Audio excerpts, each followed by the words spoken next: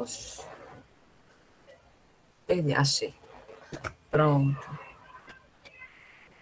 Então, gente, enfim, a professora consegue começar essa aula hoje.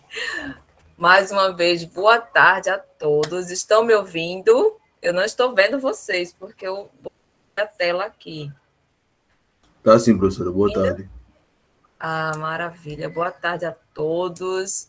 Espero que, apesar dos contratempos, nossa aula hoje seja bastante produtiva e fiquem à vontade para me interromper, para tirar alguma dúvida. E o que eu não souber na hora, porque deu branco, eu pesquiso e depois respondo para vocês, ou na hora, tá bom? Então, vamos lá. Então, como eu já estava falando para vocês há alguns minutos atrás, nessa aula de hoje, nós vamos buscar entender, né, como é que os organismos são classificados, como é que a organização dos animais, né, de acordo com as suas características,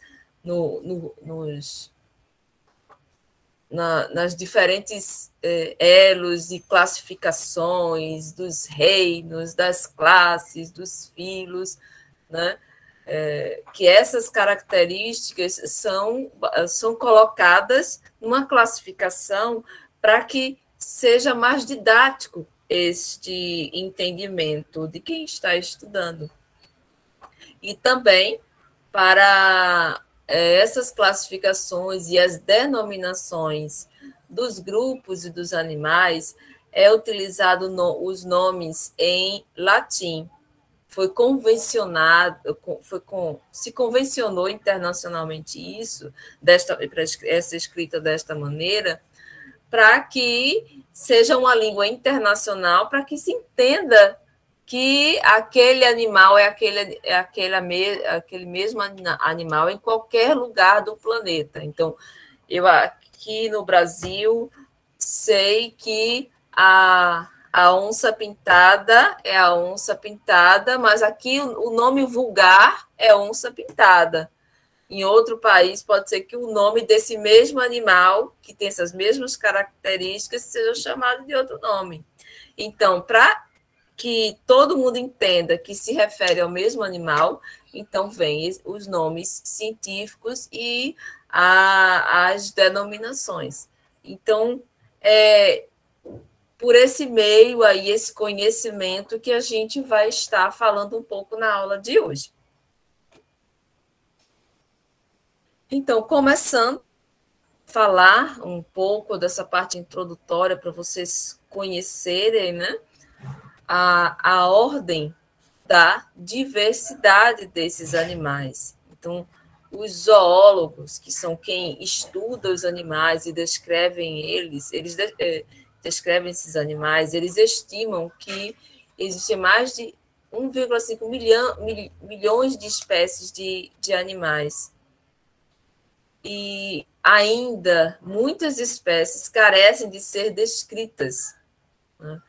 Mas, por isso que vocês que sempre veem que todo ano uma nova espécie foi descrita, né, que nunca foi descrita antes, ou mesmo, principalmente fungos, bactérias,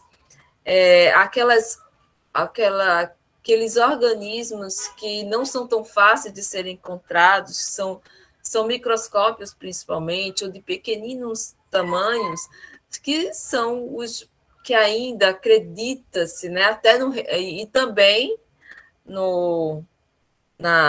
os insetos são grupos que ainda acredita-se que existem espécies que ainda não foram descobertas e descritas ainda, né?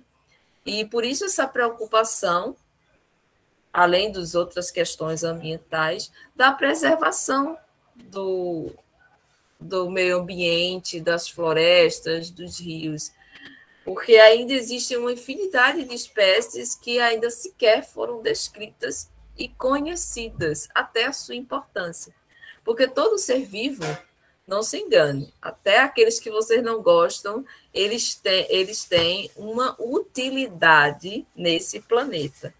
ninguém, absolutamente ninguém está aqui em vão. Até a temida barata, que a gente vê uma que logo dá uma chinelada, ela tem a sua utilidade. Imagine quem é que ia comer o lixo, a matéria orgânica do planeta se não fossem as baratas e aqueles outros organismos que se alimentam de material em putrefação, podre, né? Sujo, lixo, que a gente chama de lixo, né? Que não fossem esses animais, as baratas, os ratos, o urubu, né? Que ele come carniça, né? Que a gente chama de carniça, carne em estado de deteriorização, e aqueles outros grupos, que existem vários estágios da galerinha dos animais que se alimentam nos estágios diferentes de deteriorização da matéria orgânica. Eu não sei se vocês acompanharam, né, um animal que morreu e que está lá no meio do mato, né? Quem se alimenta no primeiro, quem se alimenta em segundo momento, que se alimenta em consórcio com outras, porque tem os grupos que têm aqueles nutrientes que estão correndo atrás.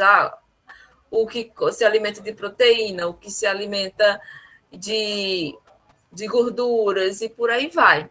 Né? Então, a gente vai ver o estágio do urubu, o estágio da mosca, o estágio das larvas da mosca, né? E outros insetos que podem estar ali se alimentando dessa matéria orgânica de um animal que morreu. E é importantíssimo esses animais estarem interagindo ali para que haja a reciclagem da matéria orgânica. Porque na natureza, não sei se vocês já ouviram das leis da termodinâmica. Né? Nada na natureza se perde, tudo se transforma. E é basicamente isso que ocorre no meio ambiente, na natureza. Nós temos seres vivos em todos os lugares. Né? Vocês podem estar sentadinhos aí num lugar, podem não estar vendo nada, mas podem ter certeza que vocês estão cercados de seres vivos aí, desde o corpo de vocês, externamente, internamente, na parede, no ar, né? Vai ter. Tá? Então, essa é a essência da natureza, da vida, e por aí vai. Então, acredita-se que dessa infinidade de espécies, essa grande diversidade de espécies que foram descobertas até então, ainda não chega nem a 20% do total de espécies existentes no planeta.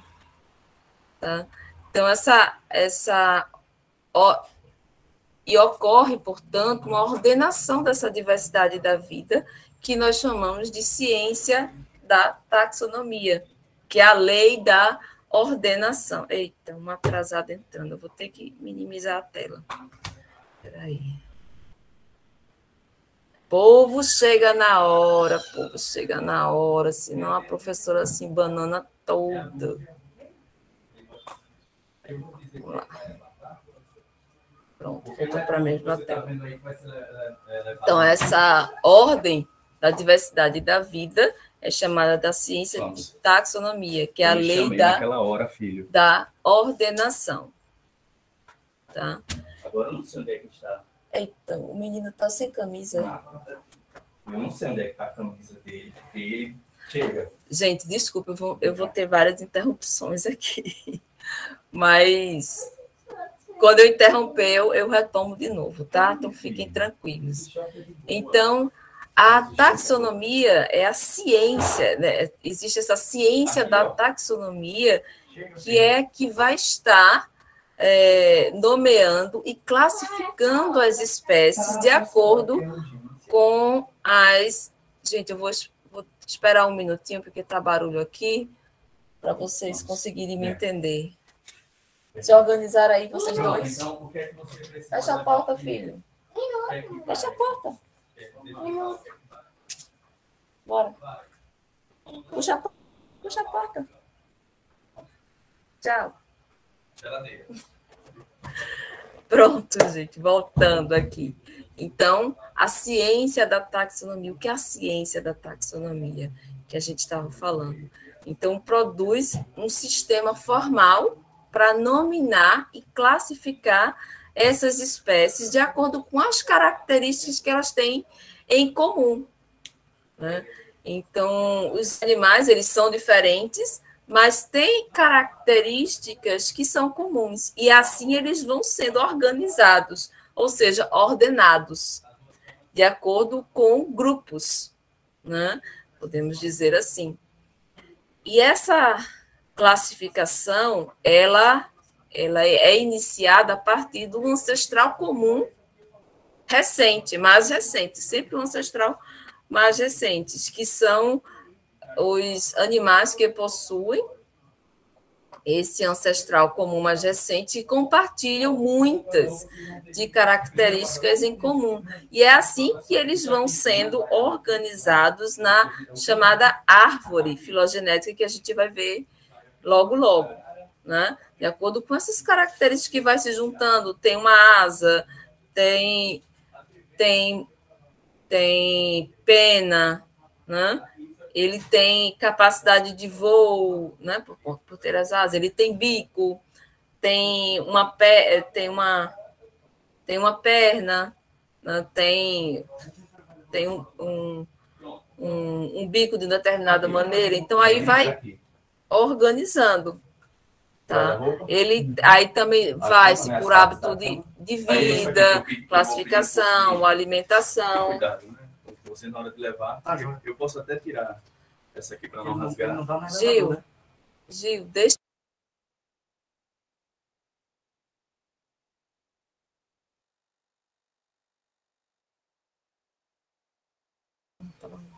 Se você quiser, você pode se esconder lá no quarto do Arthur. Tá?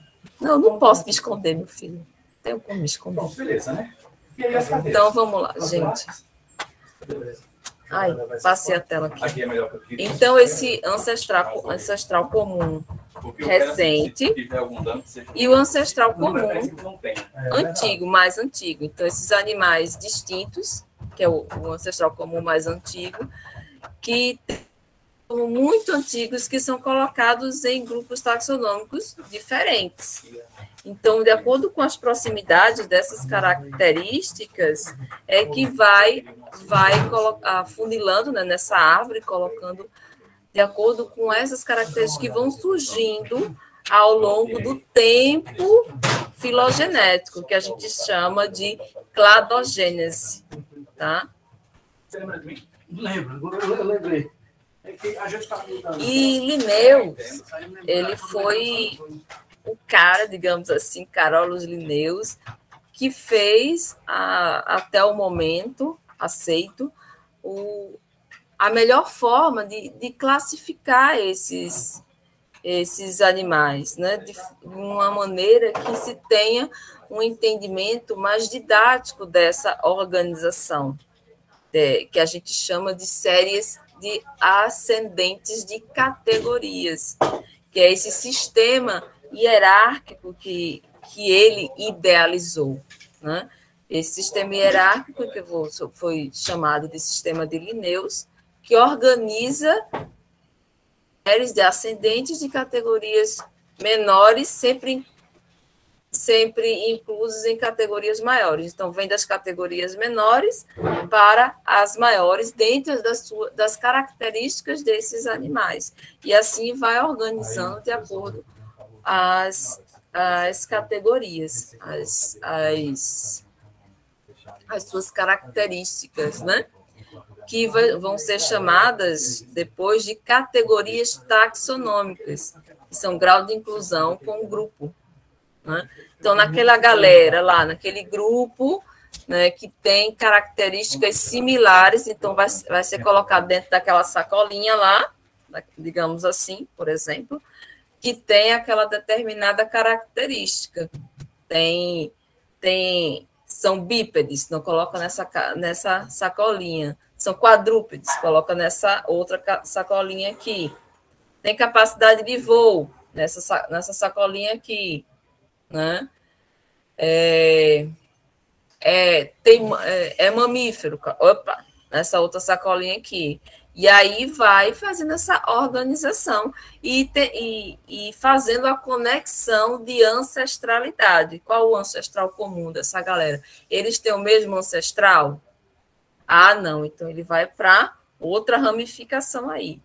Isso é fácil de organizar? Não é, né? Existe muitas análises a serem feitas. Que bom que hoje em dia nós temos o recurso que a gente chama de chaves de identificação, que já vai dando esses caminhozinhos, né? Que é uma atividade que eu faço com minhas turmas a partir da disciplina de Zoologia de Invertebrados 2, que da última vez, eu levei o pessoal para fazer uma aula de campo, e eles coletaram os animais e, utilizando chaves e imagens, foram fazendo a identificação desses animais. Inclusive, eu estou pensando em fazer uma aula prática com vocês, utilizando esses materiais que eu já tenho, né, lá em Palmeira dos Índios, se não acontecer algum desastre com esses materiais, em meados de novembro, quando vocês já estão com bastante conteúdo, já viram os quinidários, já viram porífero. Aí, em novembro, aí a gente leva os materiais todos para dentro de sala de aula, eu vou presencialmente com vocês. Acredito que eu já vou estar bem melhor, né?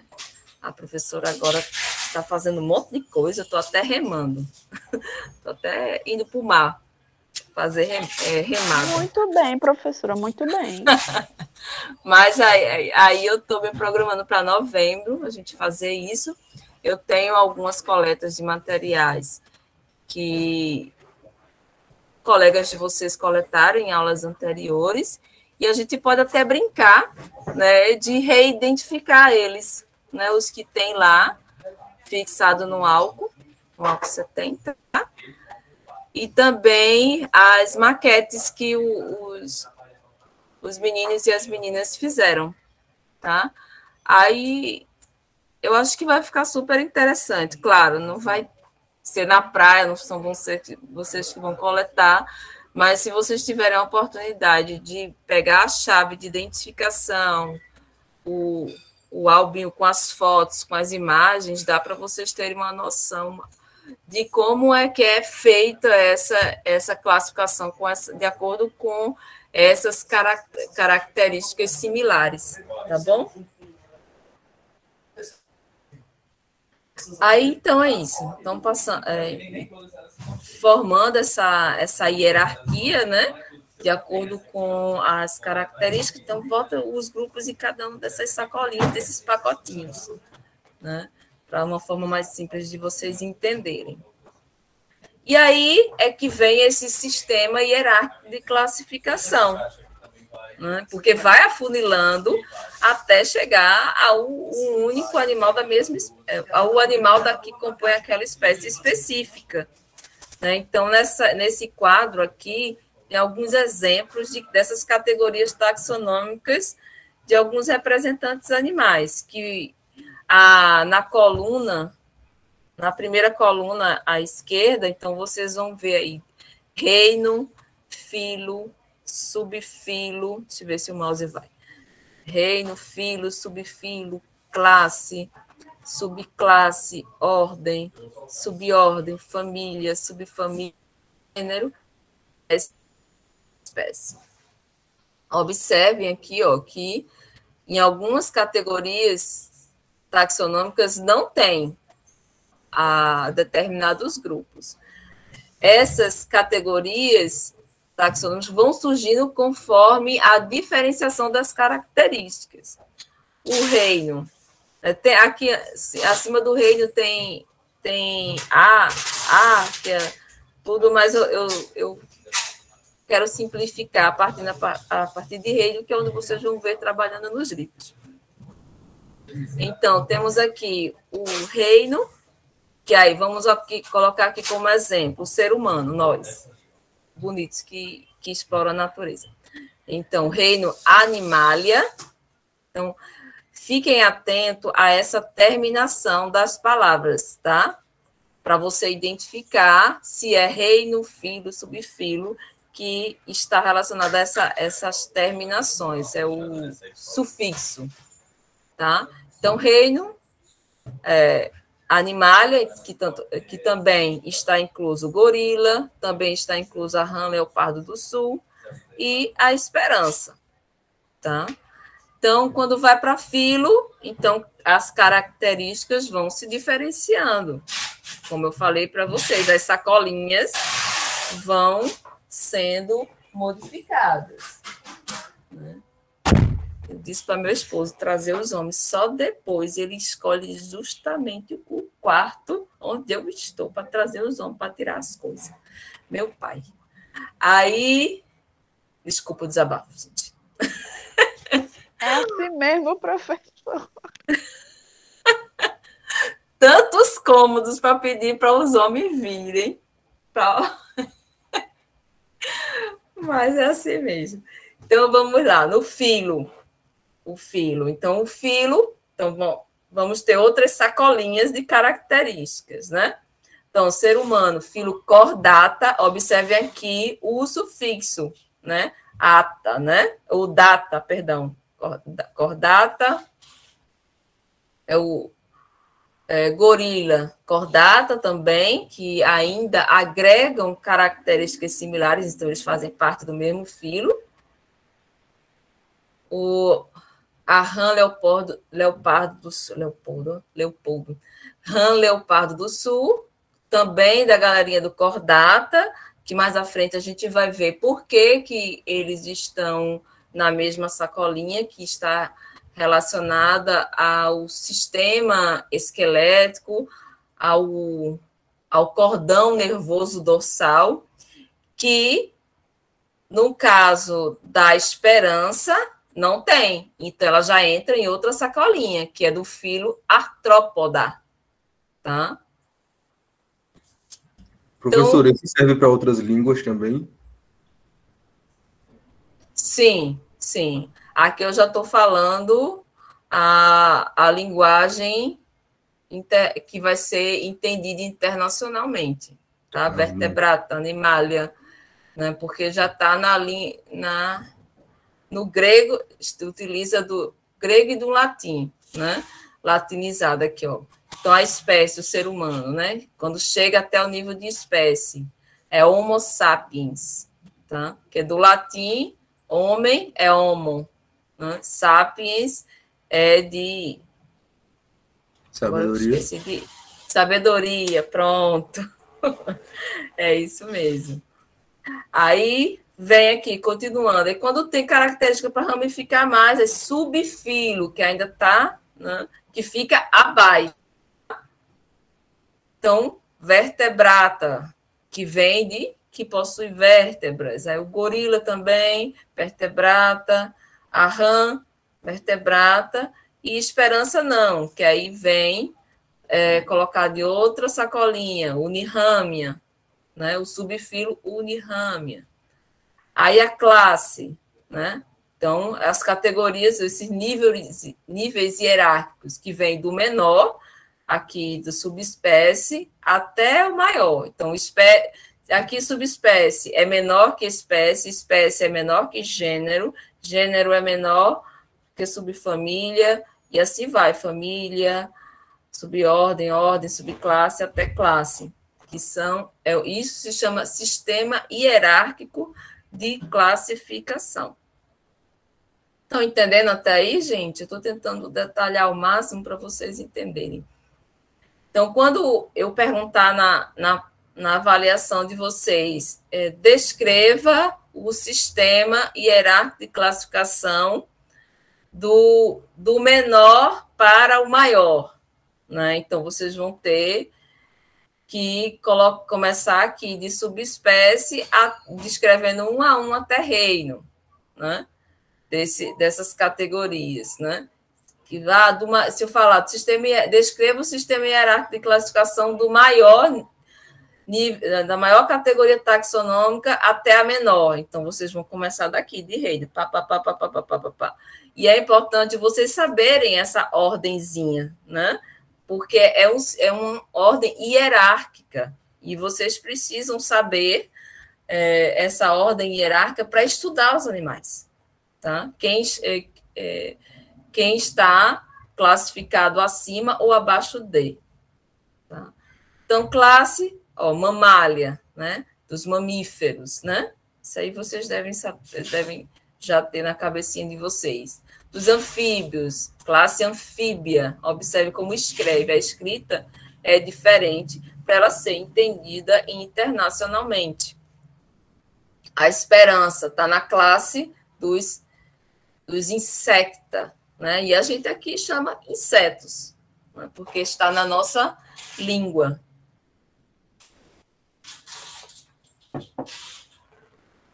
Da ordem, né, do ser humano, primates. Aí, gorila, primates. Que a gente chama primata nos nossos livros, né? Mas se tiver escrito lá primates, vocês vão saber que é da ordem primata. Anura, da rã, e esperança, ortóptera. Que aqui tudo que eu estou falando para vocês, é uma sacolinha que entra, que vai estar relacionada a esses sistemas hierárquicos. Então, de acordo com as características que se conluem, se juntam, vai tendo essa organização. Tá? Então, família, hominídea, gorila também é hominídea, então da ranídea. Então, observem os sufixos, né? De, né? Hominídea, de. Ranídea, tá? Tetigonídea. E como fala esses nomes, vocês prestarem atenção de como eu pronuncio, para vocês saberem como é que pronuncia. A pronúncia é algo que vocês têm dificuldade no início, mas aí vai pegando, né? Aqui, bactéria, anfíbia, artrópoda, né? Então, que tem esse H mudo, tetigonídea, até me atrapalha às vezes também. Aí aqui, da subfamília da esperança, esse PH, vocês leem Phanegopterinae, tá? Ne, então, o ne é a subfamília, tá?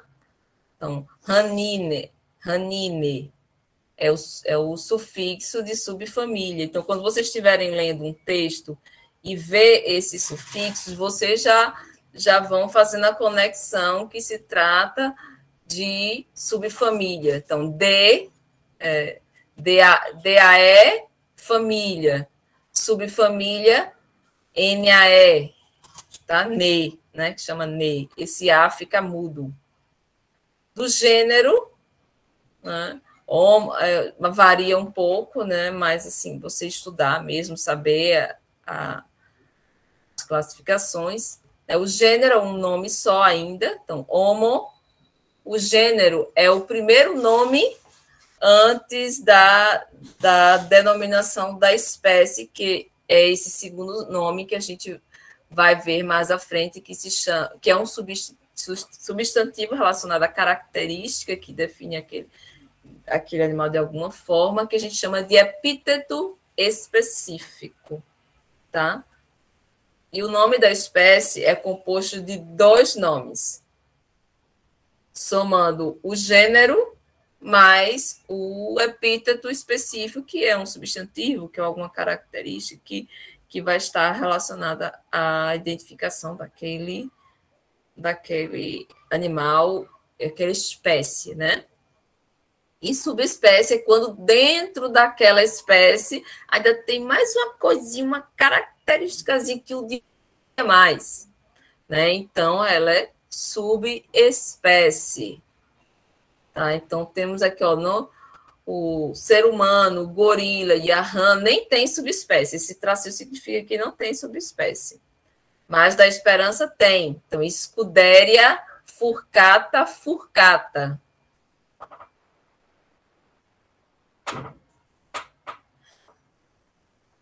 Então,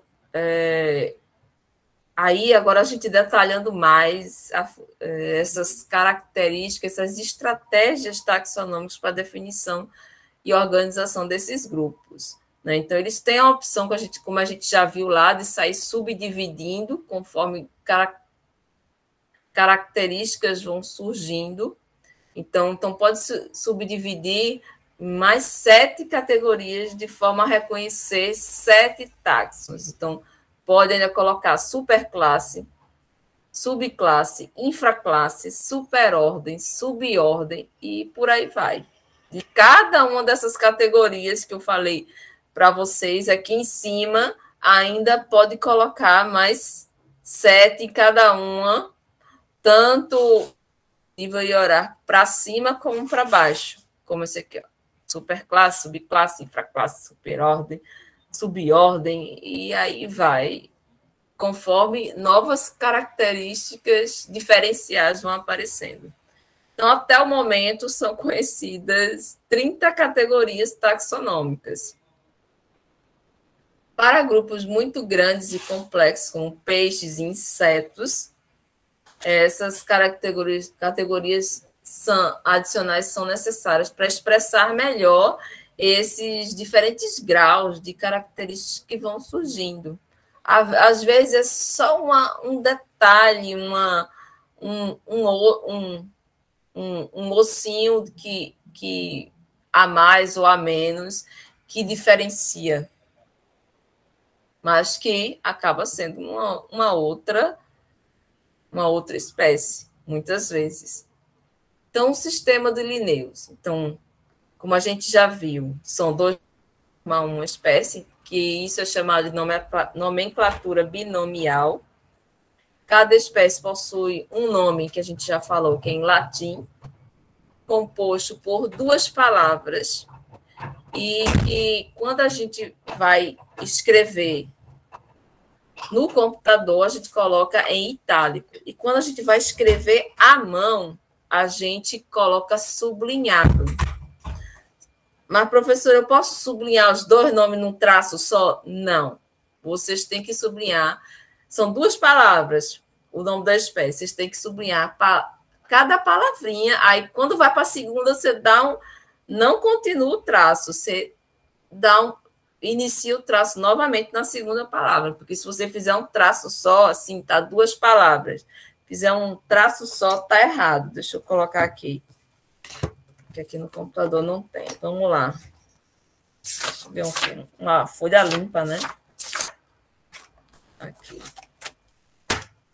Vou tentar fazer grande aqui. Para ver se vocês entendem. Oreocromes nilóticos. Aqui, ó. Vou fazer um traço aqui. Eu escrevi à mão. Aí eu vou fazer um traço aqui, aí eu paro, não posso continuar. Aí eu coloco outro traço aqui, ó. Aí Oreocromes, tracinho embaixo, porque eu não tenho como colocar itálico, né? Itálico é só o computador. Aí nilóticos, aí eu coloco outro nome aqui. Alguém sabe quem é Oreocromes nilóticos? Alguém lembra? Eu acho que eu até já falei sobre essa maravilhinha da natureza. Alguém lembra quem é Oreocromes nilóticos? Ninguém. Ave Maria. Vocês estão prestando atenção na minha aula? É a tilápia, professora. É ela mesma. Aí, gostei de ver. Aí aqui, ó, Oreocromes é o gênero. Deixa eu escrever aqui. Oreocromes é o gênero. E nilóticos é o epíteto específico que está aí, ó. Deixa eu colocar aqui. Epíteto específico. Eita, meu Deus. Escrevendo no A, a letra não sai. Peraí. Falhou a caneta. Aqui. Específico. Pronto. Oreochromis é o gênero e nilótico é o epíteto específico, que ele se refere à característica para aquela espécie daquele gênero, que é a segunda palavra, tá? Que vai caracterizar de alguma coisa. Na nilóticos, na Oreochromis nilóticos, o epíteto específico foi escolhido, nilóticos, porque ela é originária do rio Nilo, né? Então, o Nilo, em latim, é nilóticos, tá? E também a tilápia do Nilo tem todo o apelo religioso, né? Não é o caso aqui, eu não estou falando bem de coisas religiosas, né? Porque essa e não é, né? Mas para vocês conhecerem que essa espécie da tilápia Oreochromis nilóticos, foi aquela espécie que, quando o Jesus fez o milagre, né, de jogar a rede e veio os peixes que estavam naquela rede era a Oreochromis nilóticos, que é a tilápia do Nilo. Então, a criação desse nome também tem esse viés bíblico dessa espécie, tá? A tilápia do Nilo, ela, de acordo com os seus ancestrais, os estudos dos seus ancestrais, ela foi uma espécie de origem de água salgada, né?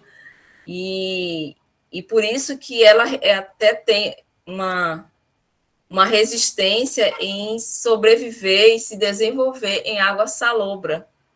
Os seus ancestrais eram de água salgada. Então, por isso que existe, a gente estudando, encontra várias espécies com características bastante similares à tilápia nilótica, quanto à sua nadadeira dorsal, com aqueles espinhos, a nadadeira peitoral, a caudal, né?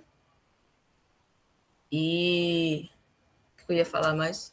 Sim, ia falar, né, que e por ter esse conhecimento de ancestralidade da tilápia do Nilo, com esses ancestrais de origem dos oceanos, origem marinha, em experimentos anteriores que eu realizei durante o meu mestrado. Foi mestrado? Não, na graduação.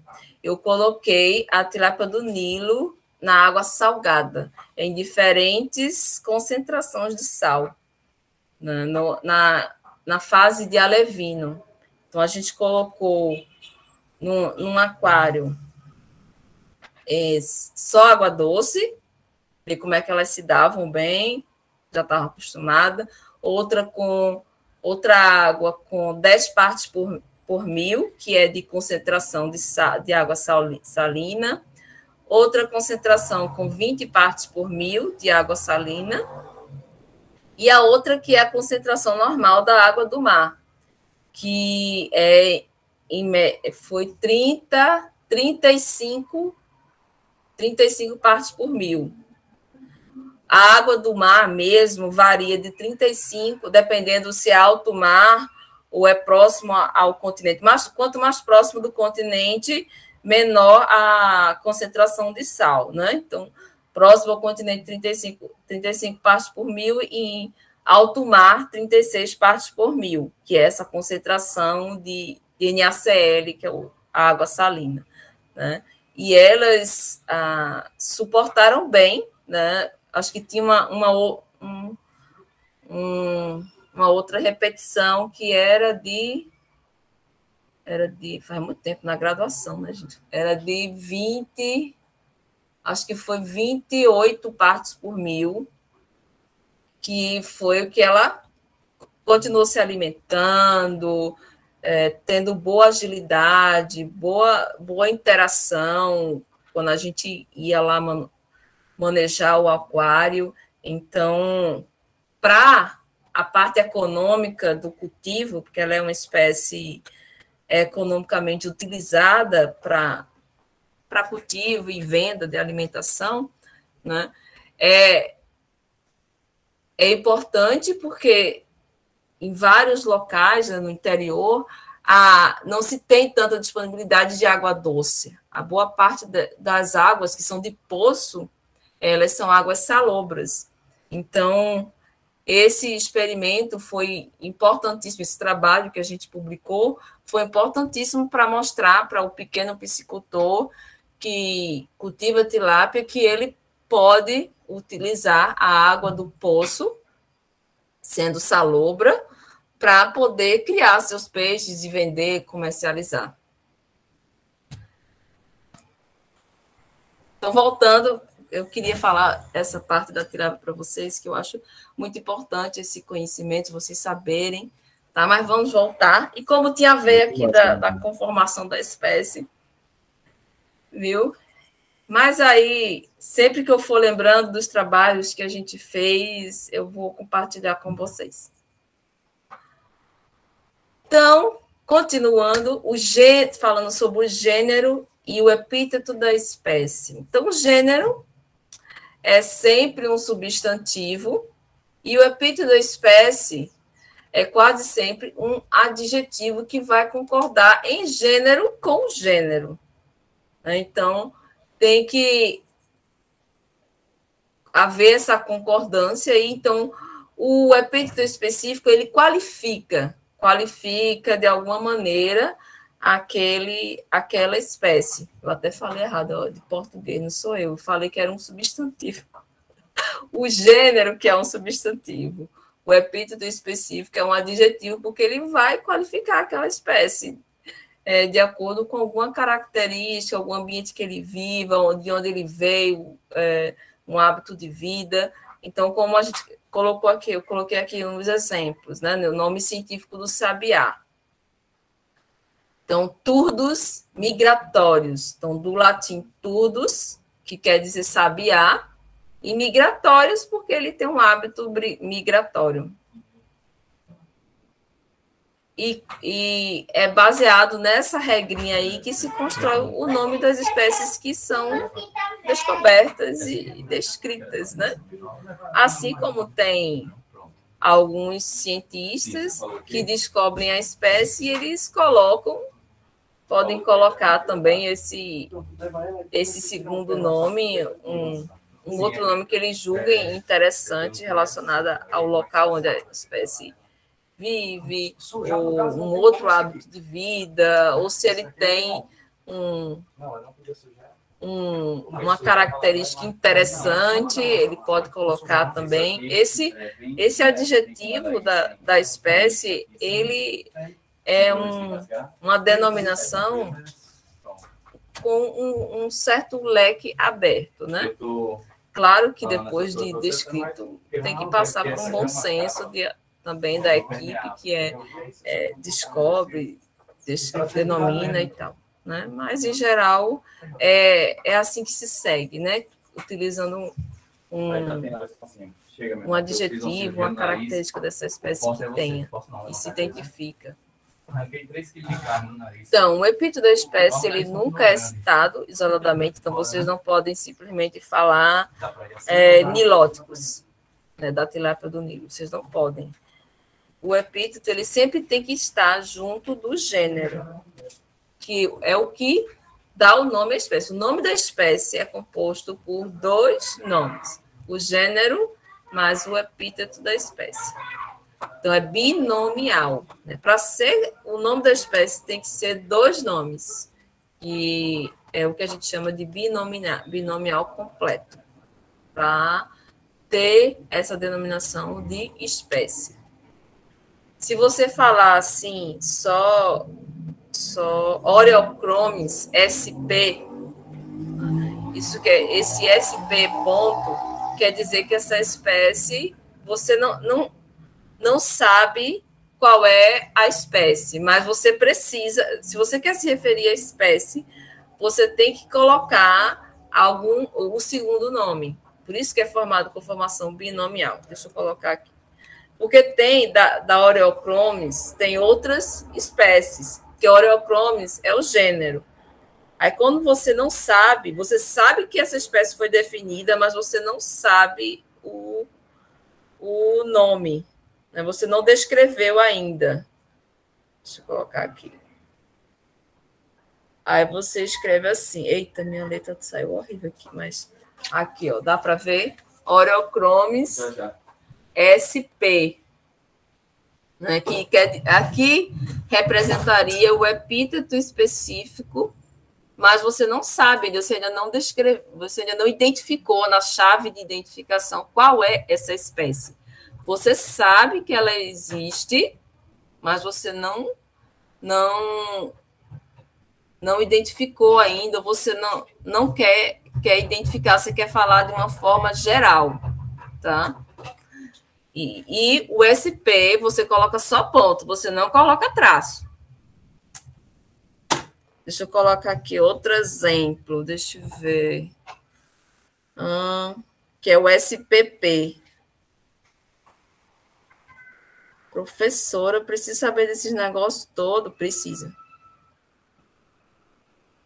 SPP. Pronto, aqui, ó. Aqui, ó, é Oreochromis SPP. É quando você... Deixa eu escrever certo. Você também não coloca traço. É quando você não sabe qual espécie, essa espécie ainda está indefinida, a sua descrição, tá? Então, você coloca SPP.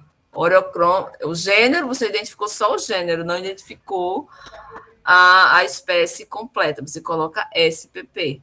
Ou então, quando você está se referindo a um grupo de espécies que fazem parte desse gênero. E você não está querendo definir quem é a galerinha. Aí você utiliza, faz uso do SPP. O gênero, mas SPP, que não sublinha também. Entenderam essa parte? Professora, não diga que você vai cair na prova, não? Mas isso não é difícil, é mais assim, porque é algo novo para vocês, né? É algo novo. Ô, professora, passa todo mundo. Oxe. É difícil sim, eu nunca aprendi. Eu não mente. O meu esposo aqui, é difícil sim, eu nunca aprendi isso. Bora, Gil! Ele é administrador e eu sou biólogo, então ele não ia aprender isso mesmo, né? Verdade. E outra coisa, gente, esse nome, ele é único. Lembram que eu falei para vocês que essa mesma espécie, ela precisa ser identificada como o mesmo ser em qualquer lugar do planeta? Por isso, não pode existir outro nome igual dado para outro animal, né? Então, o nome não pode ser dado a diferentes gêneros animais. Tem que ser para aquele certinho mesmo, identificar certinho e saber que ele, se for uma espécie cosmopolita, encontrada em todos os lugares do planeta, né? Ela é a mesma espécie, vai ter que ter o mesmo nome. Então, caracteres taxonômicos de reconstrução filogenética.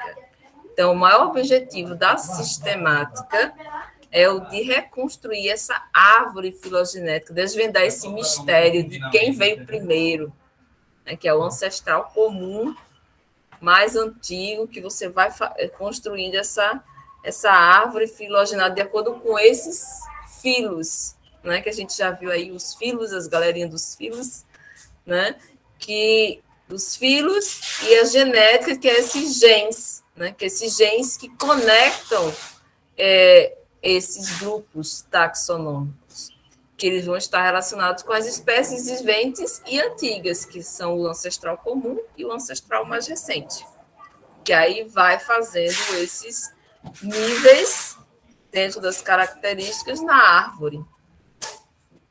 Então, esta tarefa é realizada por meio de estudos dessas características dos organismos, que formalmente são denominados de caráter, que é uma característica que o taxonomista, que está em extinção, tá, utiliza para estudar a variabilidade das espécies e entre elas. Então, eu coloquei aqui a definição de sistemática, ciência que classifica os seres vivos através do estudo comparativo de suas características, aspectos, fenômenos morfológicos, fisiológicos, genéticos. Hoje temos a vantagem de ter a engenharia genética ao nosso lado para identificar essas espécies, quando as espécies são muito parecidas. Então, se recorre à engenharia genética.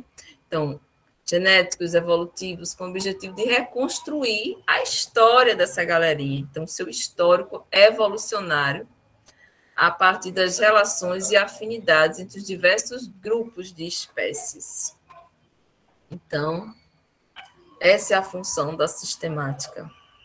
E o taxonomista é aquele cientista que identifica esses diferentes taxons, diferentes taxa. Por que eu corrigi, gente? Porque taxa é o plural, né? Esses diferentes taxa. Vocês têm que falar taxa, não é taxos. Taxos está errado. É taxa. Os diferentes taxa, já estou falando errado. Os diferentes taxa, conforme a característica que eles têm. Tá? Então, os caracteres taxonômicos e reconstrução filogenética. Então, temos a homologia, que é a similaridade de característica que resulta de um ancestral comum. A similaridade nem sempre reflete a ancestralidade comum. E a origem evolutiva independe de características similares em linhagem distinta. Produzem padrões de similaridade entre organismos e não refletem descendência comum. E a homoplasia, o que é? Então, similaridade de caráter que não representa descendência comum. É denominada similaridade não homóloga ou homoplasia. Então, tem essas definições aí que vocês precisam saber, né? Essas diferenças. Tá? Então, utilizando-se da variação de caracteres para reconstruir filogenia. Para reconstruir a filogenia de um grupo, utiliza-se de caracteres que variam entre seus membros. O caráter comum é o ponto em análise que vai estar avaliando ali para construir essa árvore filogenética. O estado de caráter é denominado ancestral para o grupo como um todo. Então, aquele ancestral é o comum daquela ramificação, que são aqueles grupos que surgiram a partir dele. Que é como se fosse assim, para ficar mais simples para vocês, tentar facilitar. Tem o bisavô de vocês e a bisavó. Eles casaram, tiveram os avós de vocês, os avós de vocês tiveram seus pais e seus pais tiveram vocês. Né? E quem é o ancestral comum de todo o grupo? Quem é o ancestral comum de todo o grupo? Ele fica assim a porta, porque a porta é um pouquinho aberta. Quem é, gente? Ela fecha e não tem um espaço, ela dá naquele espaço lá. Fala aí alguém para saber se vocês estão entendendo. Não entendi. Os avós. Não, os bisavós, gente. Os bisavós. Só entende isso, professora. Aí, nesse... Os bisavós. Porque a análise é com base no estado de caráter. Né? Comum. Então, para fazer essa árvore filogenética, não só de nós seres humanos, mas também os outros grupos. Né? Então, tem os bisavós de vocês, casaram, tiveram os avós de vocês. Então, os avós de vocês tiveram seus pais. E seus pais tiveram vocês. Então, o ancestral comum mais antigo aí, quem é? É os bisavós. Os bisavós, né? Pronto. O Então, tataravô. nessa mesma lógica, seguem os outros grupos, né? E aí, o ancestral mais antigo dos bisavós de vocês vai ser o tataravô de vocês, né? Aí vai saindo, identificando, até chegar lá nos oceanos, nos protoplasmos que a gente originou. Por aí vai. E aqui, né, para você, já é uma primeira ramificação para vocês entenderem com essa relação de ancestralidade e descendência. Então, temos aqui esse exemplo, né? A característica é dentição de vertebrados amniotas. Então, quem tem essa característica de dentição de vertebrados? Os répteis, aves e mamíferos. Então, vamos lá. Então, a presença ou ausência de dentes dos maxilares constitui duas condições distintas de um caráter. Então, todo mundo é amniota. Então, tá aqui, ó, a amniota. Então, da galerinha de amniota, como é que foi conforme o tempo filogenético, a anagênese, tá? Então, a amniota, aí vai aqui, tem a primeira cladogênese, que é essa quebra de diferenciação de características, e saiu proganossauria. Depois houve aqui uma outra quebra de características, que é a diferenciação, aí foi procolofônia, e surgiu uma nova característica aqui. Então, a diapsida, aqui foi seguindo, testudines, a diapsida diferenciou aqui, Araecocelídea, até os nomes são, às vezes até a professora engasga, tá vendo? Protossáuria, Elzuria. Então, quem tem os maxilares, né? Os dentes nos maxilares. E quem não tem? Sinapsida. Então, aí, essas ramificações aqui, essas quebras, esses tracinhos que vão subindo aqui, a gente chama de uma nova característica que diferencia esses grupos. E essa quebra a gente chama de cladogênese. E esse tracinho aqui que vai seguindo é como se fosse, ao longo do tempo, novos grupos que vão surgindo a partir dessas cladogêneses, que são essas quebras com novas características. Então, quando se refere a esse, ao longo do tempo que vai acontecendo, então a gente chama de anagênese. Tá? Lá no final tem um gráficozinho que mostra melhor isso. É porque eu já estou antecipando. Então, como medir esta polaridade? Então, para a medição, se examina um caráter variável. Se denomina comparação com o grupo externo, né, que é esse grupo aqui externo. Então, o grupo externo e o que vai seguindo.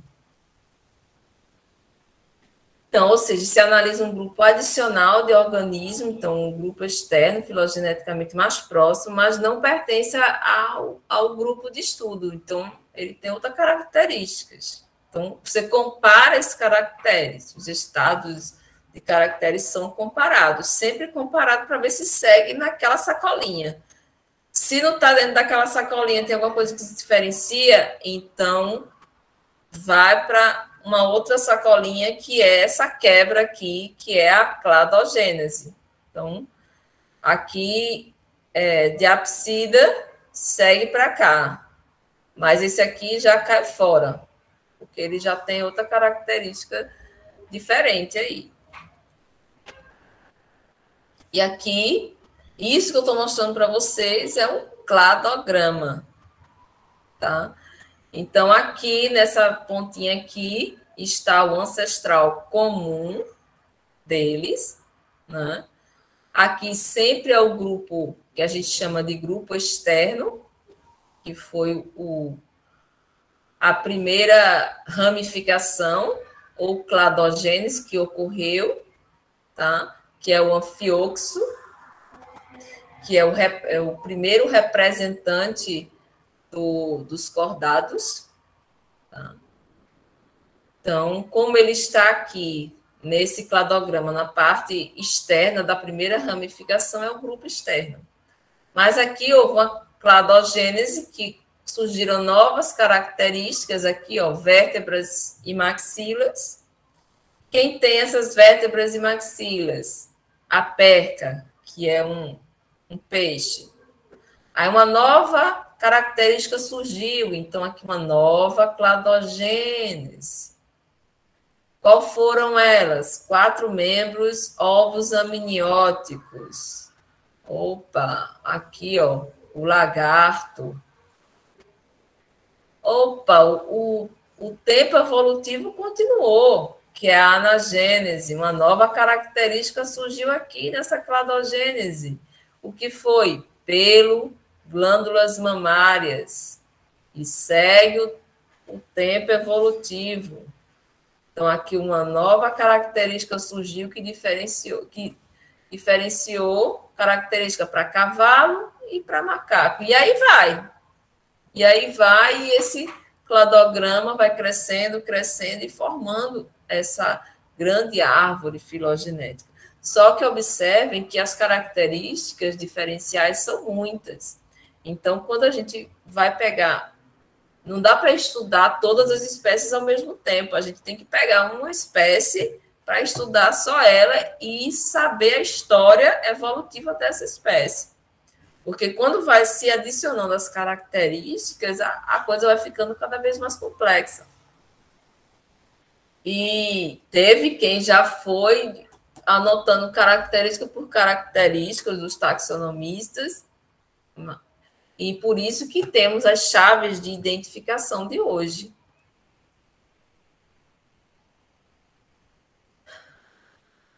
E aí, da espécie, né, que nós estamos falando, que é formado por 2 nomes, é binomial, tá?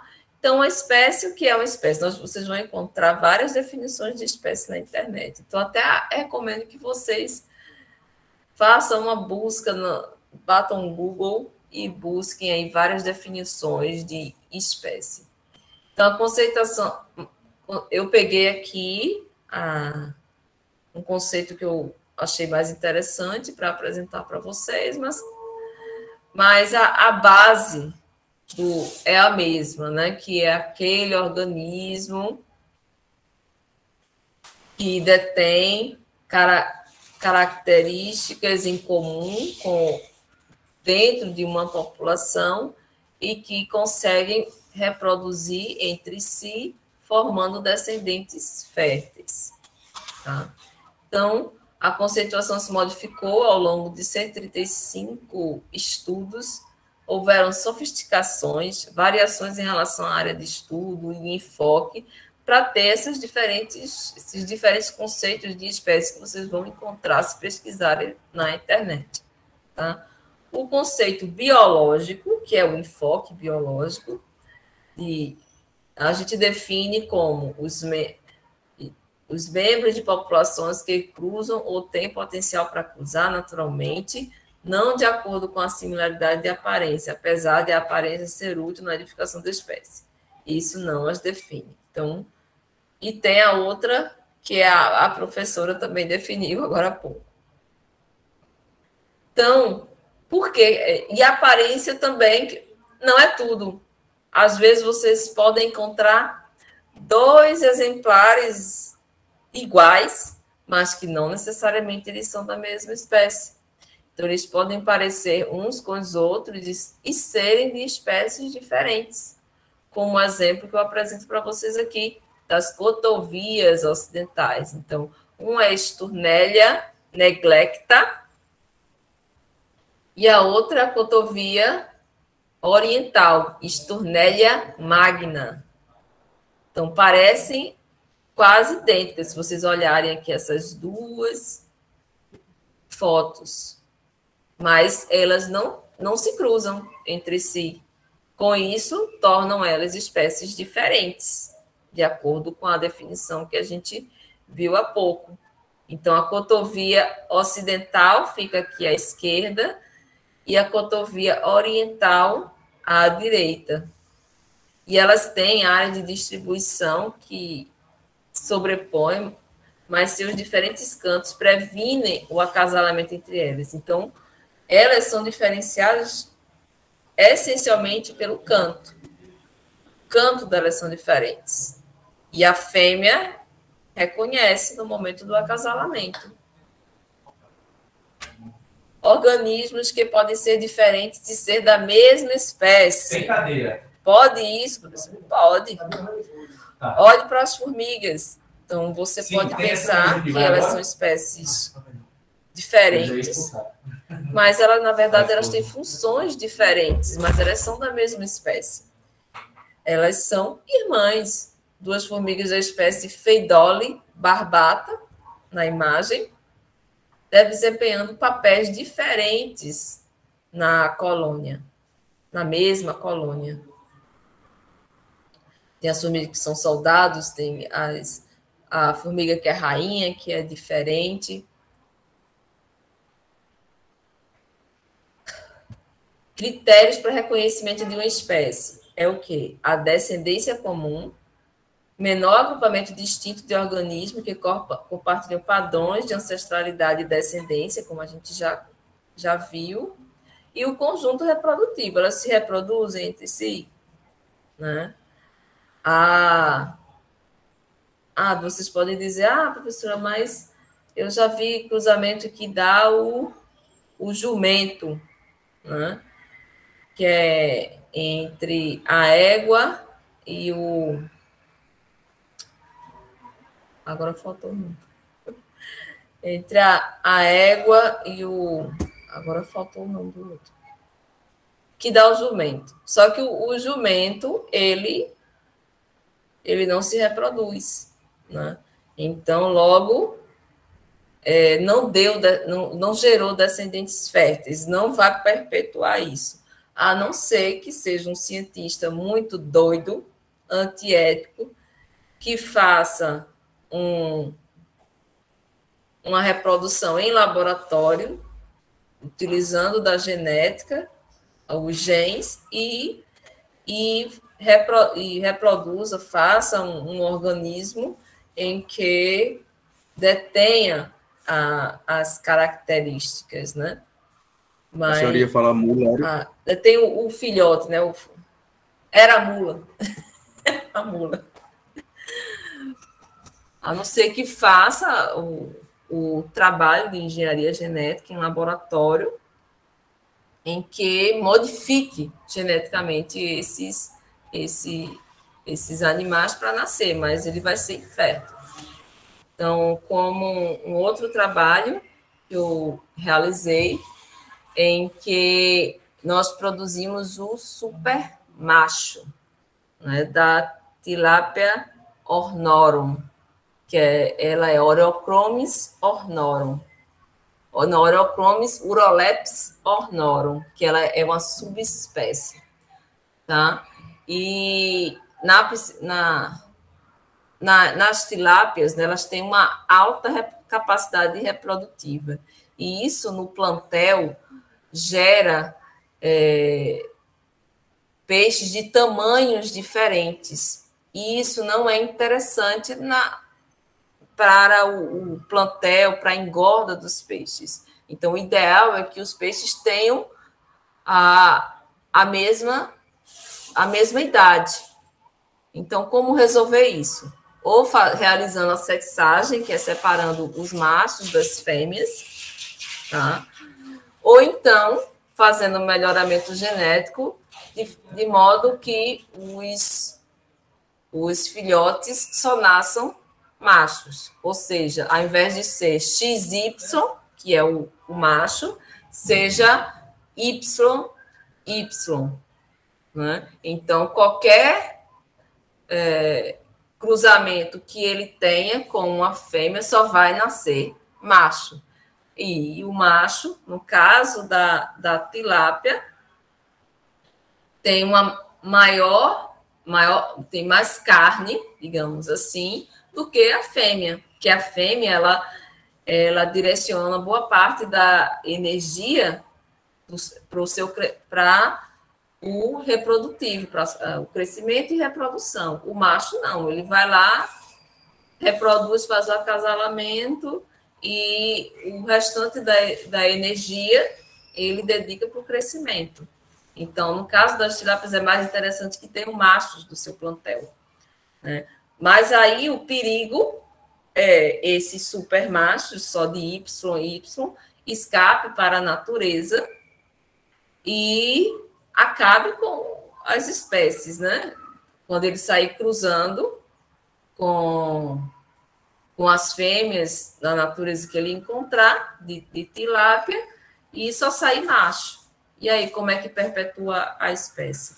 Então, é um perigo, né? Mas existem alguns trabalhos relacionados a isso. Nós fizemos um, né? Mas por conta desse perigo do escape na natureza, é que tem que ser com muito controle para ser realizado. Tá aí, você tá lá, um taxonomista, você foi feliz de descobrir uma espécie. E agora, como proceder? Né? Então, existe um procedimento, não é só, eu descobri, vou dar o nome, papum. Não, peraí, não é assim que a banda toca, não. Você tem que fazer todos os procedimentos, pegar um exemplar adulto, um exemplar filhote, quantas fases, na maior quantidade de fases de vida desse indivíduo, os ovos, né, tudo que o local, tirar foto do local, além do material orgânico, né, você tem que identificar, tá vendo essas plaquinhas aí nos pezinhos desses pássaros? É a identificação de onde foi encontrado, perto de quê, o que ele se alimentou, tudo isso, todas as informações, né? E encaminhar para o museu que está nos Estados Unidos, né, que é onde é ratificada essa catalogação dessa nova espécie e diz, você pode considerar que essa é uma nova espécie e nós identificamos aqui no nosso acervo, não tem uma outra espécie igual a essa, né? Antes de Darwin, a espécie era considerada uma entidade distinta e imutável. Então, as espécies eram definidas por meio de características essenciais e fixas, normalmente morfológicas. Então, como um padrão, o arquétipo criado por uma divindade. Então, esta prática constitui o conceito tipológico da espécie. Então, essas aí são espécies tipo, que são catalogadas e depositadas em um museu que fica lá nos Estados Unidos, de todas as espécies do mundo. Nos Estados Unidos só quer dominar tudo, mas no Brasil não tem. Eles que dizem, né? Você faz a coleta desses materiais, o cientista aqui no Brasil, outro país que seja, e faz toda a identificação, catalogação, e solicita o depósito no museu, que fica lá nos Estados Unidos, com toda essa identificação da espécie. Depois que o museu afirma essa espécie é nova, aí é que o cientista faz esse registro e faz a denominação, dá o nome. Ele já identificou o gênero, botou lá o gênero SPP, porque ainda está indefinido, e fica aguardando a resposta.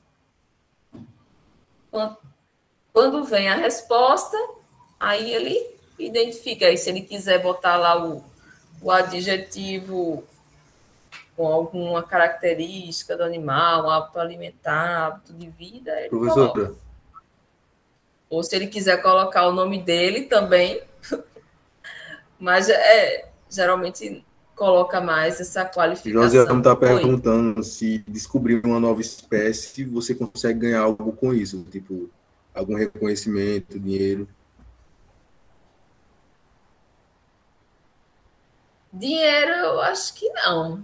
Reconhecimento, sim, porque seu nome fica lá, né? Então, como a maioria das espécies, quem descobriu e descreveu foi Linneu, então não se coloca o nome do lado, né? Oreochromos niloticus, quem descobriu foi Linneu. Aí, então, mas se a pessoa quiser colocar, coloca. Deixa eu escrever aqui. Deixa eu colocar outro nome. Deixa eu ver aqui. Agora, não deu branco. Deixa eu ver aqui uma outra espécie que eu posso colocar aqui.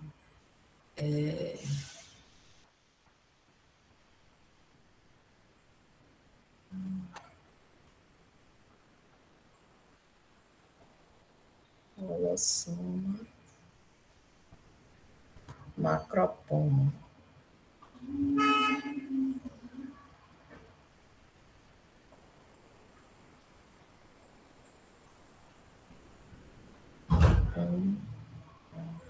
Cuvier, 1818.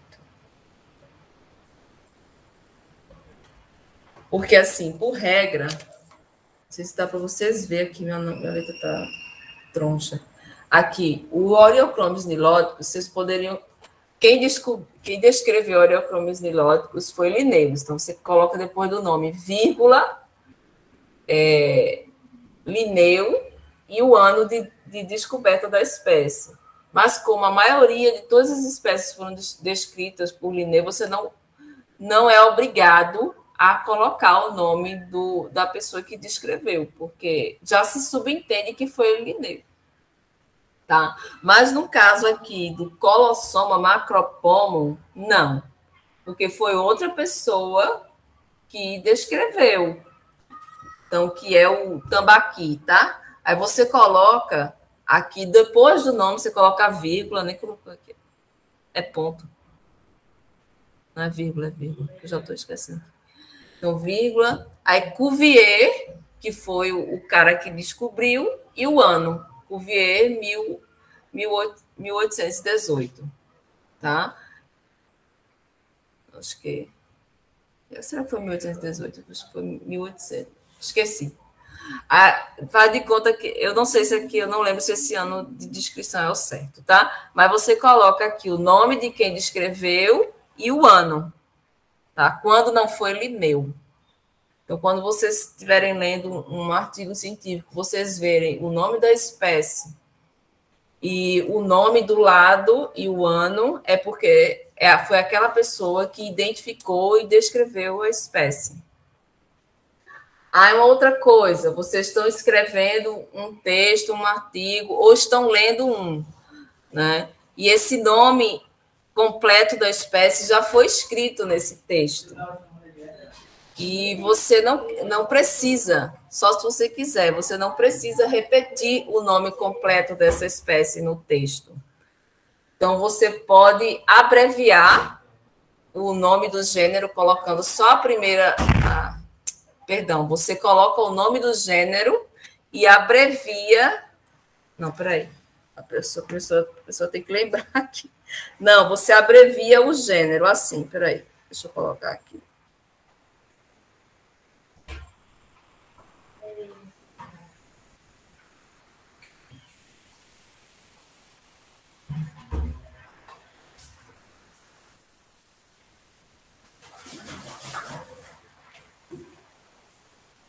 Eita, que esse C tá feio. Pronto. Aqui, ó, no texto. Vocês podem encontrar no texto o nome da espécie completo. Vocês estão vendo? Eu fazer essa... Se vocês estiverem vendo, me falem, viu? E no texto, já escreveu o nome completo uma vez. Aí vai escrever de novo, pode abreviar o nome do gênero colocando só a primeira letra inicial, que aqui é o C do Colossoma, tá? Aí eu abreviei o nome do gênero, porque ele já foi falado antes. Então, o pesquisador, ele já entende que se trata da mesma espécie.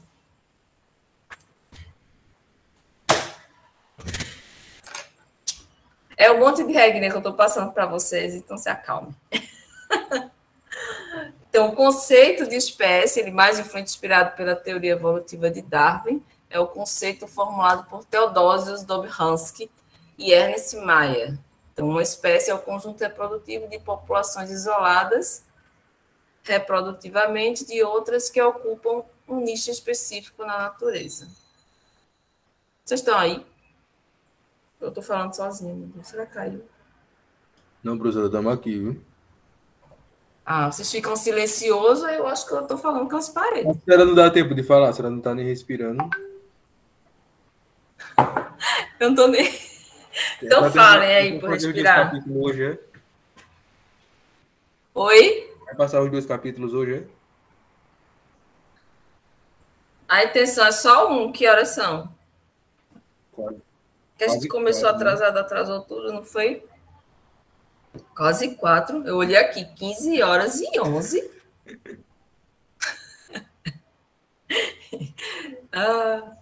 Deixa eu ver quantos slides faltam.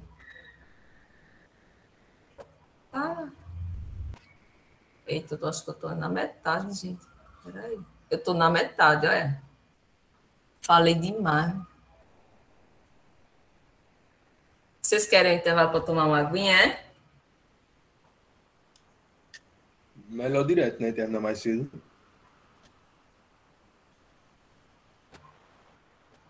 Pronto, então eu vou continuar aqui. Então, como eu falei para vocês, que espécies depende do enfoque no conceito, né? Então, aqui o enfoque é o conceito evolutivo, que é uma linhagem única de populações ancestrais descendentes que mantêm sua identidade de outras linhagens e que possuem tendências evolutivas e destino histórico próprios. Então, aqui são os conceitos que eu trouxe para vocês saberem, né, que eu falei para vocês, que depende do enfoque de estudo. Então, o conceito filogenético, o menor grupo de organismos diagnosticáveis e distintos de outros agrupamentos em que existe um padrão parental de ancestralidade e descendência. E enfatiza no seu conceito a descendência comum. O evolutivo enfatiza as modificações e o filogenético enfatiza a descendência comum.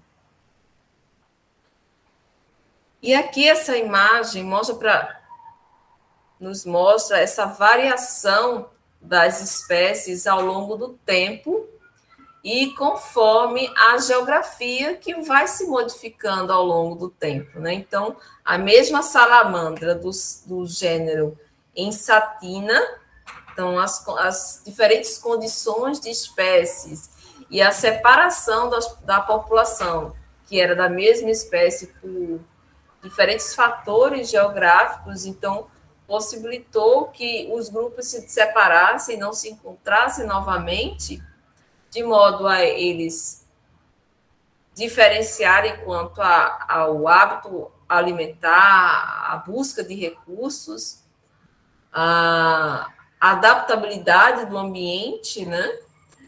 E com isso, ao longo do tempo, foram ocorrendo divergências genéticas significativas nessas populações que eram de uma única espécie, e de modo que diferenciou-as em espécies diferentes, né?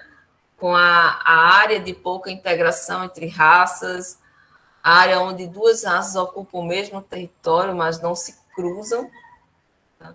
E áreas onde raças adjacentes mais intimamente relacionadas hibridizam, né? Que conseguem intercruzar, porque ainda tem proximidade genética. Então, observe aí também, em detalhe, a abreviação do nome do gênero, porque aqui é uma subespécie. Então, subespécie é Ensatina esquijotis. Mas nem a professora tá. Esquijotis. Esse parece... Então, é uma subespécie, então vai ter 3 nomes, tá, gente? Então, na subespécie, se você não quiser ficar repetindo, já falou uma vez, você abrevia, subtrai não, abrevia com um pontinho, tá vendo? Ah, e um outro detalhe que eu não falei para vocês. O gênero, ele sempre será escrito com letra maiúscula. E o epíteto da espécie, sempre com letra minúscula.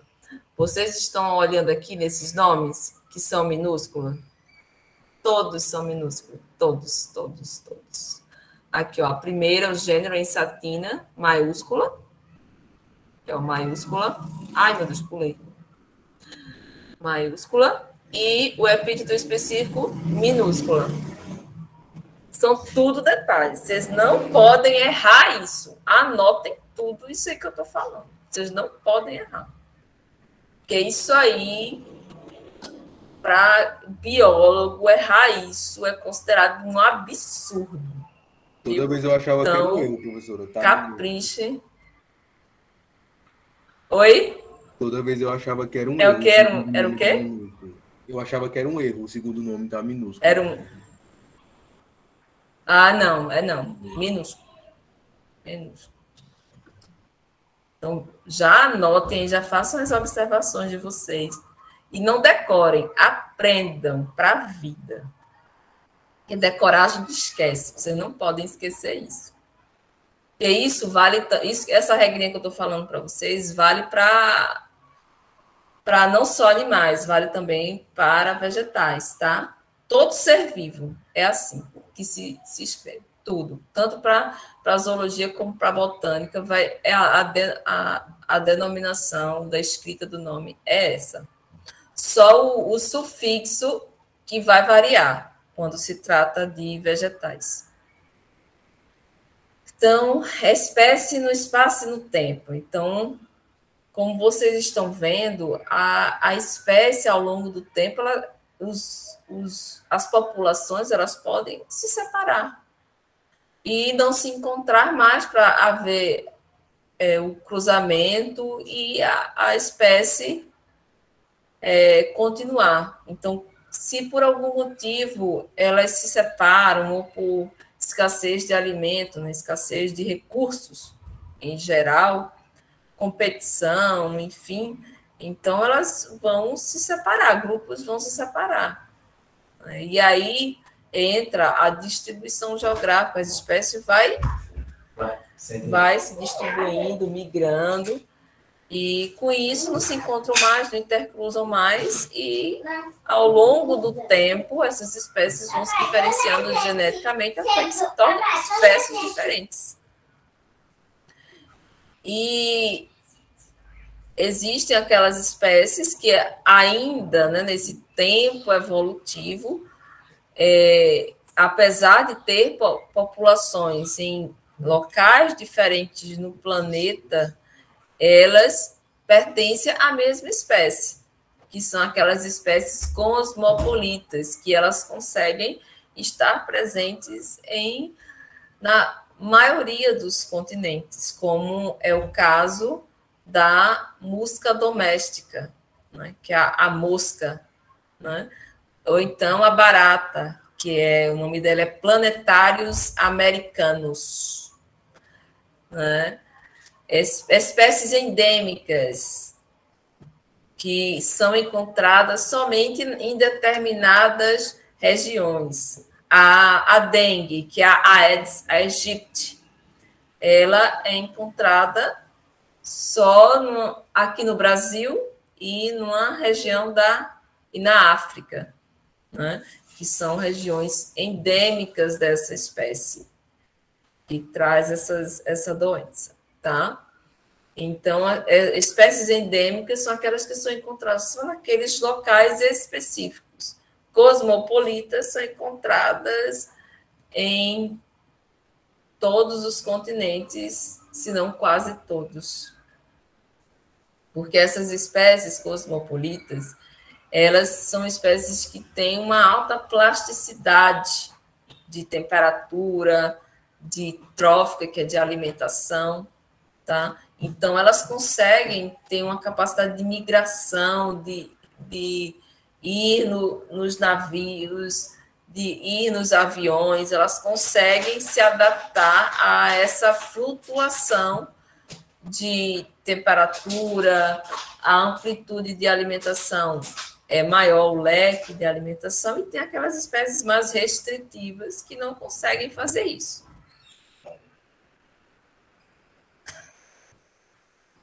A taxonomia, que a gente já começou a falar, né? Taxis, ordem, e nomo, lei, lei de ordenação. E sistemática classificação biológica das espécies, né, que vai estar sistematizando tudo isso para que se haja o entendimento e estudo dessas espécies de uma forma mais didática possível. E, mais uma vez, definindo taxonomia, é a parte da biologia que identifica, nomeia e classifica os seres vivos de acordo com seu grau de parentesco. E aí a gente vem e traz a importância da taxonomia para a ciência, né? O planeta, nós temos quase 4.000 idiomas diferentes, então, por isso que surgiu essa necessidade de padronizar a linguagem para que todos consigam entender que é o mesmo ser vivo, né? Que eu falei para vocês que tem que latinizar o nome. Oi, filho. Mamãe, quais são esses bichos aí? Ixi, filho, vários bichinhos. Você vai vários. querer. A mamãe está lendo para os alunos, presta atenção, a mamãe vai ler. Então, permitiu estabelecer essa filogênese, que é o filo, que é a raça, e gênese é a origem. E aí vocês veem toda essa sequência de organismos que vai surgindo, aqui, ó, do ancestral comum de milhões de milhões atrás, aí tem essa anagênese, né, que ao longo do tempo, quem foi surgindo. Então, aqui, ó, o Tássio, o Lêmure, outros macacos, vendo? Tudo com o ancestral comum que veio aqui dos mamíferos, o possível ancestral comum dos mamíferos. Tá vendo? Tá vendo, alunos? Tá vendo, meu filho? Que quer ver os bichinhos? Então, o orangotango. E essa aqui, ó, essa quebra, que cada uma é uma cladogênese, que houve um surgimento de uma nova característica ao longo do tempo. Aqui, essa, sozinho. Então, essa cladogênese aqui, que foi o surgimento de uma nova característica, gerou o gibão, tá? Porque ele tem característica. Então, surge uma nova diferenciação. Vem uma outra cladogênese aqui, vem o orangotango, e por aí vai. Então, para estudar, era necessário uma organização através de categorias taxonômicas.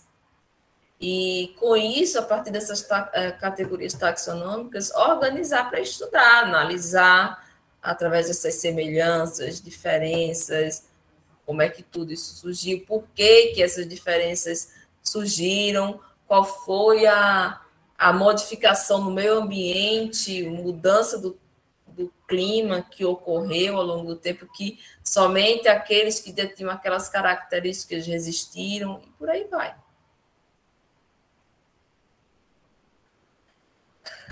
Então, quem fez essa primeira ideia de classificação foi Aristóteles. Os animais, ele separou em animais de sangue quente e animais de sangue frio. Então, Teofrastos, ele classificou os vegetais quanto ao tamanho, gramíneas, arbustos, ervas, árvores, que está aí até hoje. Ambas são classificações artificiais, pois observam apenas o critério de classificação escolhido arbitrariamente.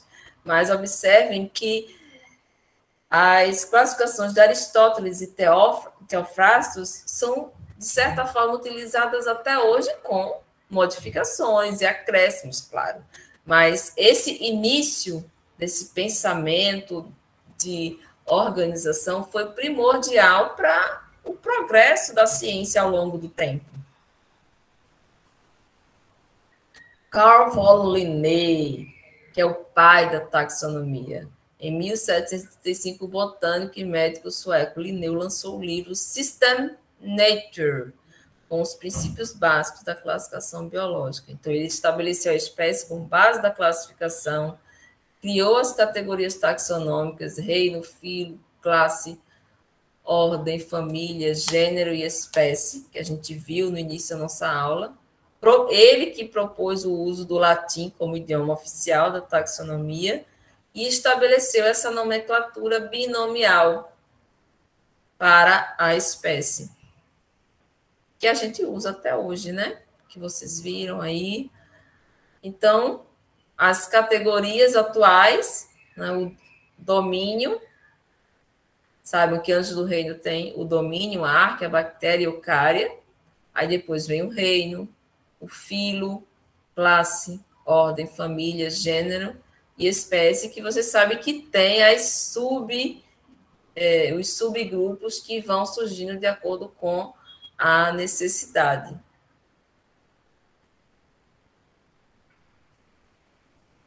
Aí aqui, ó, pantera onça, a gente já viu, né, que eu escrevi no caderninho, nome do gênero, pantera, e epíteto específico é onça. Nome científico, pantera leo, onça é o nome vulgar, né? O nome científico, pantera onça. Quando a gente chama onça pintada, é o nome vulgar, que só a gente daqui da região que sabe, ou somente no Brasil, porque está conforme a nossa língua. Mas para ser entendido que é o mesmo animal, tem que falar pantera-onça, tá? E o epíteto específico é o termo que designa a espécie. E o gênero, conjunto de espécies semelhantes. Aí aqui as regrinhas que eu já falei para vocês no caderninho aqui. Deve ser escrito em latim. O gênero inicial maiúscula e o epíteto específico minúscula. Os nomes devem ser sublinhados quando manuscritos, e itálico ou negrito quando tiver no computador. Aqui está errado, tá, gente? Que o computador foi... Isso aqui, ó, lembre-se que é separado. Eu estou sem poder ajeitar meus arquivos, porque o meu outro computador, eu já falei para vocês, né? As teclas do meio resolveram queimar. Aí eu não consigo fazer nada. A nomenclatura para subespécie é trinomial, como vocês viram, né? Então, tá aí os exemplos. A designação para subgêneros aparece entre o gênero e o epíteto específico, entre parênteses, que é o mosquito da dengue, a Aedes. Aí, se é uma subespécie, vocês colocam entre parênteses. A Aedes stenogomia, fecha parênteses, a Aegypti.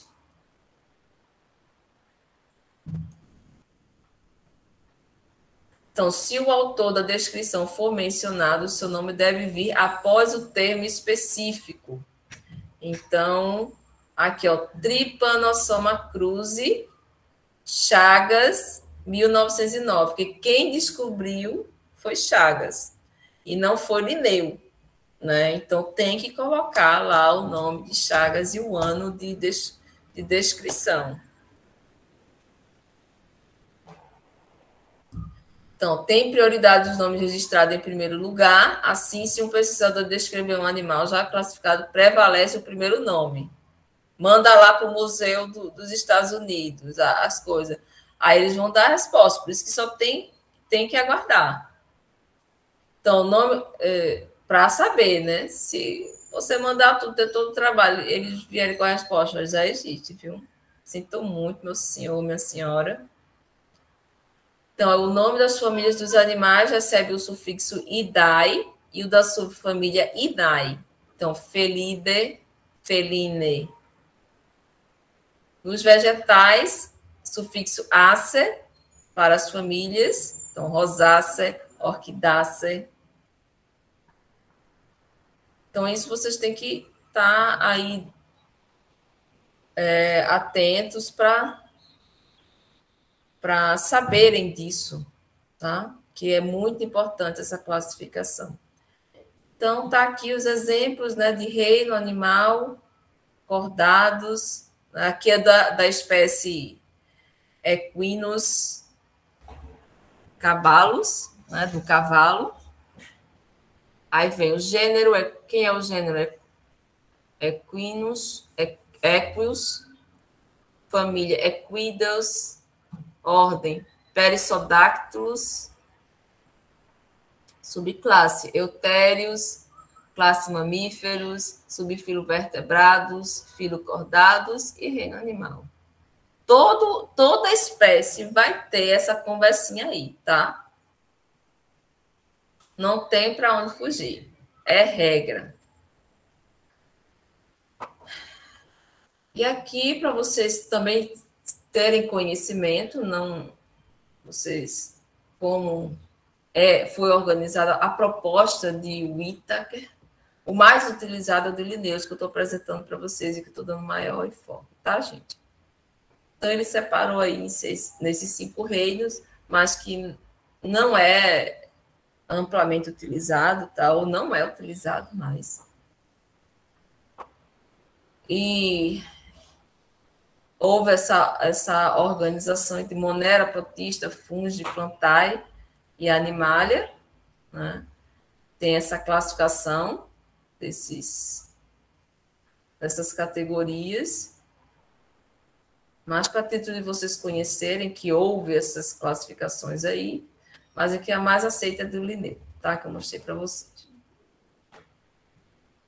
Então, atualmente podemos dispor de um sistema de classificação baseado principalmente nesses aspectos evolutivos, que é a sistemática filogenética que nós vimos ao longo da nossa aula, e a partir de estudos de bioquímica comparada, genética, que nós temos esse aparato de hoje, que facilita bastante o trabalho dos taxonomistas, tá? Então, melhorou bastante, é bem mais fácil de fazer essas classificações das espécies. Então, essa nova proposta de classificação dos organismos são agora subdivididos em domínios, então, empregando-se dados associados ao caráter evolutivo. Então, tem aí os domínios que eu já mostrei para você. Já, né? Eu estou repetindo para vocês coisas que já estão em outros slides, tá? Então, árquea, bactéria, eucária, que são os eucariontes. A euárquia são os organismos procariontes que frequentemente são encontrados em ambientes cujas condições são bastante extremas. Bactéria corresponde ao nome do grupo de procariotos, que a gente vai ver, vai falar sobre os procariontes também. São encontrados em água, solos, ambientes em geral. E eucária é no âmbito microbiológico, né? Então, algas, eucariontes, protozoários, fungos, plantas e animais. A evolução e a sistemática. Então, atualmente, a sistemática se preocupa principalmente em compreender a filogenia, que é a história evolutiva das espécies dos seres vivos, como a gente tem visto, né? Então, a filogenética ou a cladística, que foi introduzida por Willy Hennig, em 1966, que consegue organizar melhor, de acordo com a ancestralidade, o ancestral comum e o mais recente. Então, as relações evolutivas entre os seres vivos são representadas por diagramas, que a gente chama de cladograma, que clado é um ramo, significa ramo, tá? E se destaca esses pontos que ocorrem, esses eventos, que a gente chama de cladogenéticos. E a anagênese, quando ocorre esse processo contínuo que origina as novidades evolutivas, que eu já estava mostrando para vocês, né? Então, aqui a definição, que eu falei diretamente no cladograma, mas a definição aí de anagênese, processo pelo qual o caráter surge ou se modifica numa população ao longo do tempo, e cladogênese, processo responsável pela ruptura, que é aquela quebra, quando surge uma nova característica, gerando divergência entre duas ou mais populações. Então, elas deixam de se comunicar naquela sacolinha. Então, é nesse momento. Então, aí, para vocês entenderem melhor onde é uma cladogênese, conforme aqueles cladogramas que a gente já viu, e a anagênese ocorre ali ao longo do tempo. Aqui é a população ancestral X, aí vai ocorrer uma nova característica, cladogênese, uma nova característica, cladogênese, que vai gerando. Cada quebra vem um e vem outro. Cada quebra gera mais. Aqui, ó. Então, é basicamente isso aí. Então, como é que a gente faz essa leitura do cladograma? Que a gente já fez a leitura aqui. Então, temos aqui o ancestral comum, Y. Então, houve essa cladogênese. Então, gerou aqui o peixinho. Aí, gerou aqui uma nova galerinha. Aí, nova cladogênese. Veio aqui o sapinho. Aí, continua a anagênese. Uma nova cladogênese. Gerou aqui esse lagarto. Aí seguiu uma nova cladogênese, o ratinho, e vem o ser humano, tá? Porque isso aqui foram uma nova característica que surgiu ao longo do tempo, que esses grupos se separaram. E tem a outra conformação quando você está focando em o enfoque de análise diferencia um pouco, né? Um ancestral comum, e você quer focar nessa ancestralidade até o ser humano ou do anfíbio. Mas aqui vai no mesmo princípio da cladogênese e segue, cladogênese e segue. E acabou. Cadê? Onde é que está? E acabou por hoje. Vocês vão dar graças a Deus ou vão sentir pena porque vão se despedir de mim? Então, gente, o que a gente estudou hoje, né? São bastante detalhezinhos, realmente, mas é muito importante para vocês saberem, né, que existem essas classificações taxonômicas, porque tudo que a gente vai estudar ao longo das nossas disciplinas, na biologia como um todo, vai utilizar esses sistemas taxonômicos, tá? Então, vocês precisam, desde já, conhecer como é que funciona, para facilitar até o conhecimento de vocês quando vocês estiverem já mais avançados para entender, estudando determinado grupo taxonômico. Tá bom? Então, vocês podem estar fazendo uma brincadeira de buscar o nome científico de determinada espécie e sair lá identificando. Aqui é o gênero, aqui é o epíteto específico. Qual é toda a classificação taxonômica dessa espécie, até o nível de reino? Vocês podem ficar treinando fazendo isso, que aí vocês vão pegando, né? Vocês podem fazer uma tabelinha, né, para vocês fazerem essas brincadeirinhas, para vocês estudarem, né? Tem várias formas que vocês têm como fazer para entender melhor essas regrinhas que no início, tudo que é novo, parece ser difícil. Mas depois que pega, que vocês começam a praticar, a coisa flui. Tá bom? Dúvidas? Alguém quer falar alguma coisa? Reclamar?